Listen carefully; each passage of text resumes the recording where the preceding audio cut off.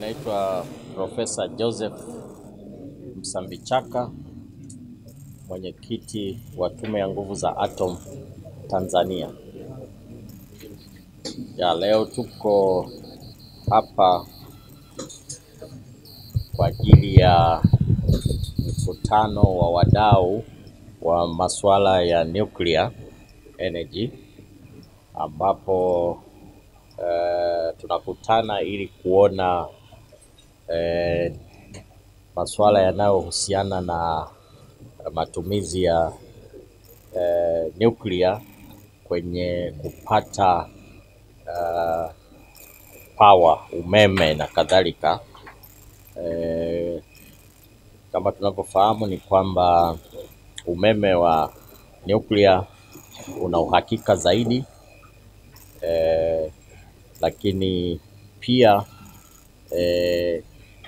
haui affected na vitu kama hali ya hewa, lakini pia ni umeme ambao unaweza ukawa na gharama kubwa wakati wa kuanzisha, lakini baada ya hapo unaendesheka kwa gharama nafuu zaidi na unakuwa hauna masuala ya katika. Lakini tukitilia maanani kwamba Tanzania sasa hivi ina madini ya urani ambayo ndiyo yanayotumika kupatia umeme wa nguvu za nuclear. Kwa hiyo itakuwa ni kwamba tumetumia rasilimali zetu wenyewe za hapa ndani katika kutupatia umeme kwa kutumia nguvu za nuclear. Kwa hiyo kwa swala kama hili inabidi tukutane wadau kutoka maeneo mbalimbali, taasisi mbalimbali, wizara mbalimbali, ili kujadiliana kuona inahusu nini hasa, especially kwenye masuala ya mazingira, kwenye masuala ya teknolojia na kimataifa. International Atomic Energy Agency ambao ndio msimamizi mkubwa wa masuala ya nuclear duniani pia wako hapa. Kwa hiyo sio swala tu kwamba tuko peke yetu, lakini tuna support pia ya shirika hili la kimataifa. Kwa sababu kuna tunafuata taratibu za kimataifa, ambapo kuna uzoefu mkubwa sana kimataifa katika kutumia umeme wa nuclear. Mpaka sasa utakuta kwamba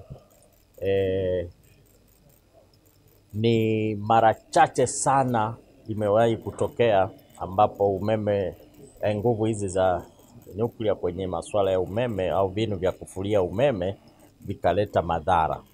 Ukilinganisha na hata ajali za barabarani tu, zina madhara makubwa.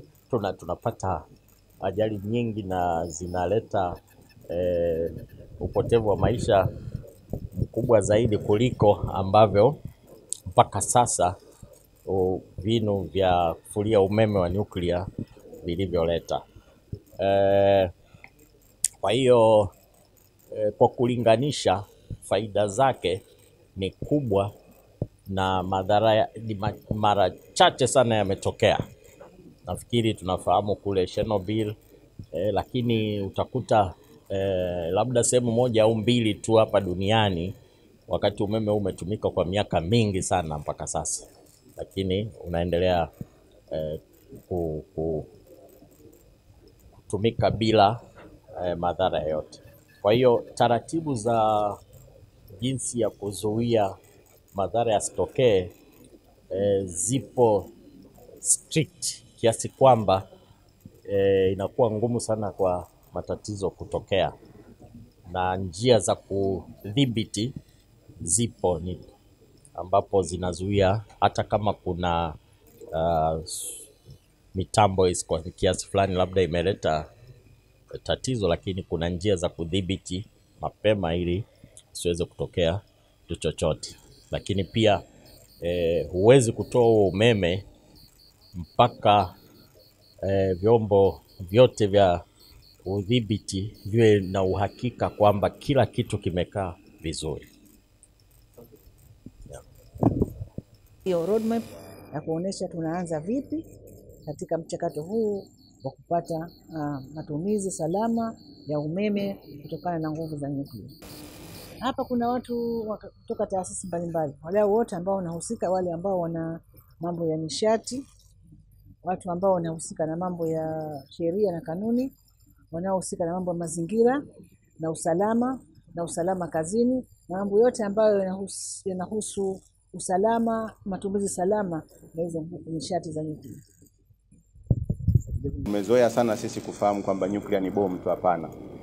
Kwamba nyuklia sio kwa ajili ya bomu tu. Nyuklia inaweza ikafanya mambo mengine. Nyuklia pia kwenye masuala ya mionzi, kuzalisha umeme. Kwa hiyo hapa lengo la warsha hii ni kubadilishana uzoefu. Tuna wenzetu kutoka Ghana ambapo tayari wako katika hatua za mbele, kuna Kenya wako katika hatua za mbele, lakini Rwanda wapo mbele, Misri na Afrika Kusini tayari wao wanazalisha umeme kwa kutumia hii nishati ya nyuklia.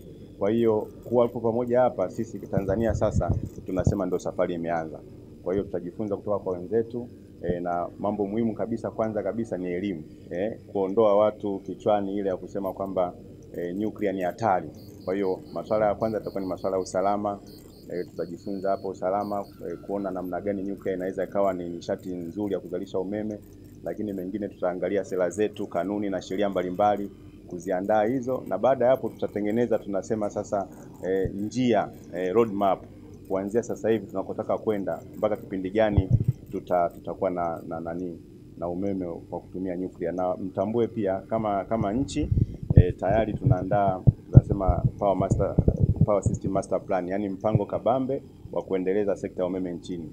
Na sisi katika mpango kabambe tumeweka kwamba katika nishati zote zitakazotumika kuzalisha umeme, maji, gesi, vyanzo mbadala ambavyo ni upepo, jua na vinginevyo, lakini tumeweka pia na nyuklia pia inatumika. Kwa hiyo kwa nchi hii huu mkutano ni muhimu sana kwa sababu umekusanya wataalamu wote. Tumeona kuna wataalamu kutoka OSHA masuala ya afya, lakini kuna wataalamu kutoka Baraza la Uhifadhi wa Mazingira NEMKI, lakini pia na taasisi nyingine. Kwa hiyo hapa tumekutana wataalamu wote, na maana yake kuanzia hapa hii ndio itakuwa safari ya Tanzania kwenda kutumia sasa rasilimali ya nyuklia katika masuala mbalimbali. Asante sana.